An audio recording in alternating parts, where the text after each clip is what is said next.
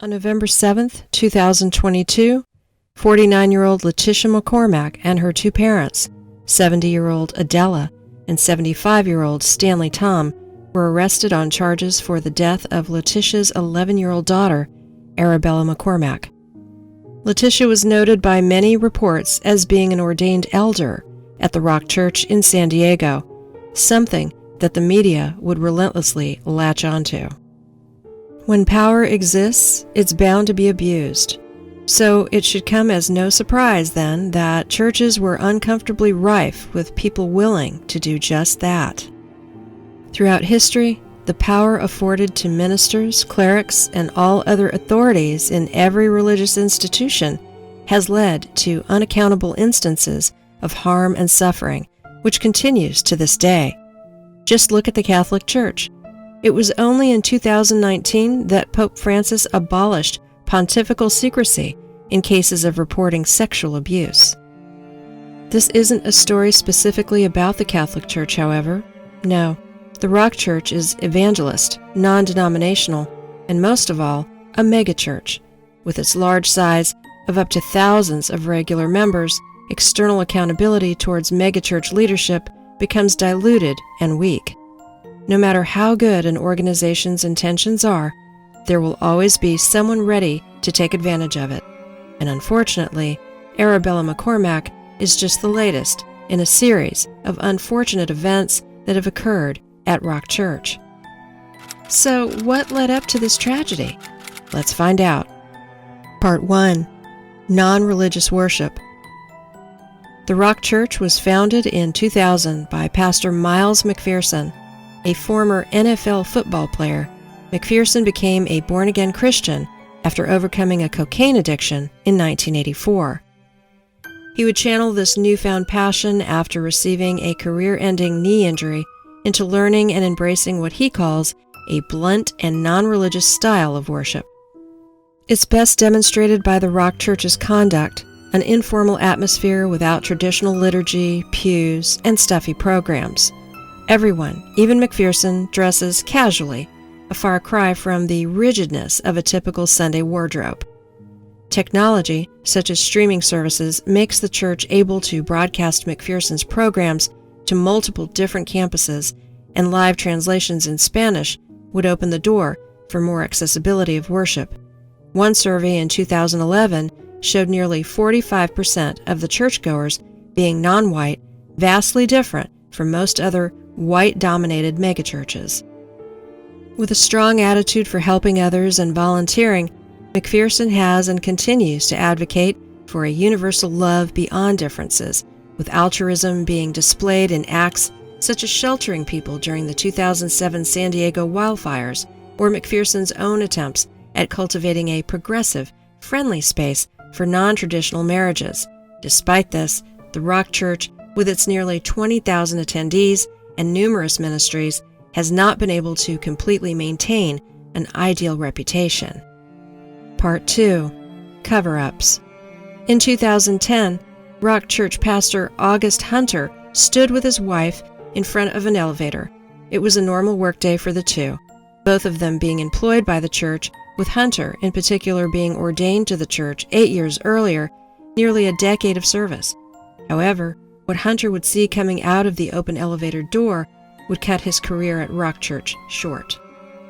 As the elevator door opened, Hunter and his wife saw a familiar face, one Gary Schaefer, a teacher at Rock Academy, an affiliated private school within the church.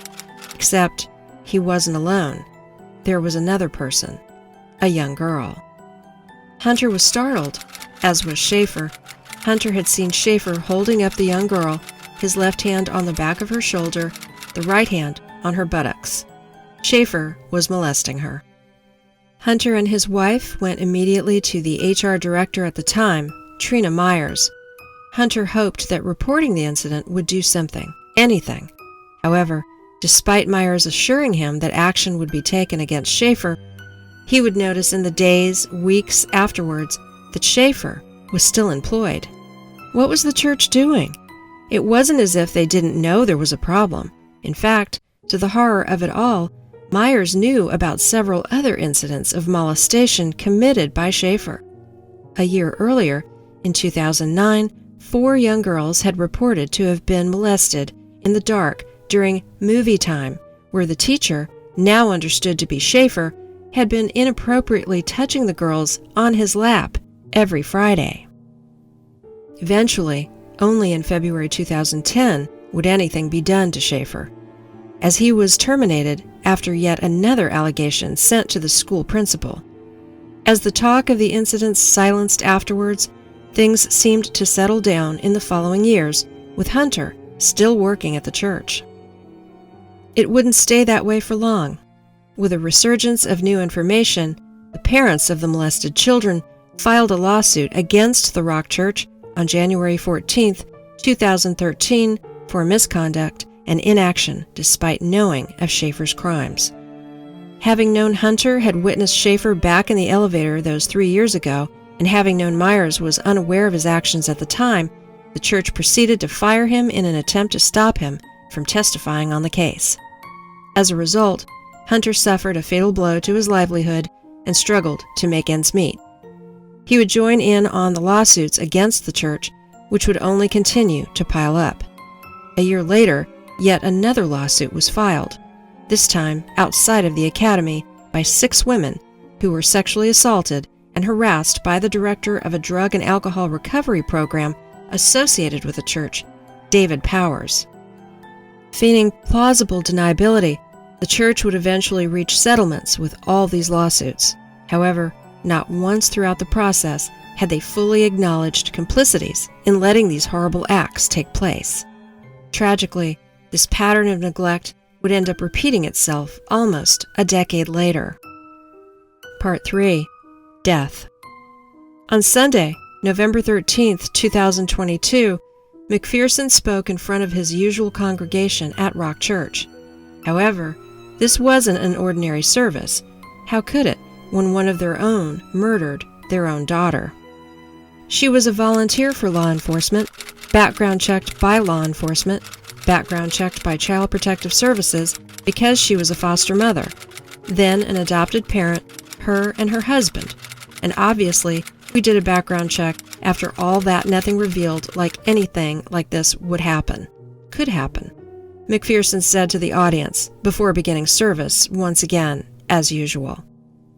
Leticia McCormack was brought on as a volunteer to the church earlier in the year during January 2022 to teach a class dubbed Kingdom Life Encounter, focusing on how to model one's life after Jesus Christ. Leticia was married to U.S. Border Agent Brian McCormack. Together, the two of them had become foster parents in 2019 to then 8-year-old Aarabella. She had been put into the foster care system after Child Protective Services removed her from their biological mother, Toriana Flory, after a domestic violence dispute with their father. While the courts determined Flory to be unfit as a mother, the McCormacks were anything but better than her. On August 30th, local authorities received an emergency call informing them of a child in distress in Lakeview Drive. When first responders arrived at the scene, a horrible sight awaited them. Aarabella had been severely bruised all over her body bony and clearly malnourished. Despite their best attempts in keeping her health in stable condition, Arabella's vitals continued to drop. Tragically, her life would end soon after reaching the hospital. What happened to Arabella? It was clear to law enforcement that she was a victim of physical abuse and starvation. Following this, the sheriff's office would suspect this to be a case of homicide. In their first step towards investigation, deputies managed to contact her foster father, Brian, at their family home. They may have believed him to be cooperative, or maybe the first suspect.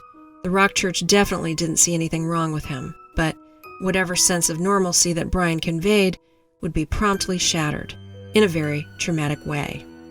The same day, as officers approached the McCormack home, they saw Brian in his pickup truck driving over to them.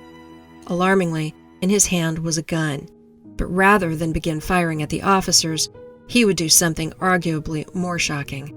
He proceeded to shoot himself in the head in front of all of them. Even though the investigators haven't disclosed whether they believe him to be involved, the action speaks for itself. Brian had taken his confessions to the grave. And with this, the authorities would eventually trace his wife Leticia and her parents on November 7th, where they would find Arabella's two younger sisters. The surviving sisters, aged 6 and 7, had also been similarly abused and tortured, which is how investigators would learn that the three of them had been suffering under the McCormacks for 5.5 years in the foster system. All three of them, as of writing, have pleaded not guilty and soon face the possibility of multiple life terms in prison. The surviving sisters have been placed in the care of a new family. Conclusion. The wake of this tragedy would put another controversial spotlight onto Rock Church, debatably outside of their control. On the church's website, a statement would distance the organization from Leticia, affirming that she was not part of the paid staff and that everything seemed fine since their last background check on her back on October 25, 2021. As their statement reads, despite numerous background checks, despite involvement with law enforcement both as a volunteer as well as a member with her husband as a Border Patrol officer, despite government agencies and the courts authorizing adoption and monitoring the children, despite all of this, clearly evil was hidden from obvious view. It's entirely possible and even believable that the Rock Church wouldn't have caught on to this.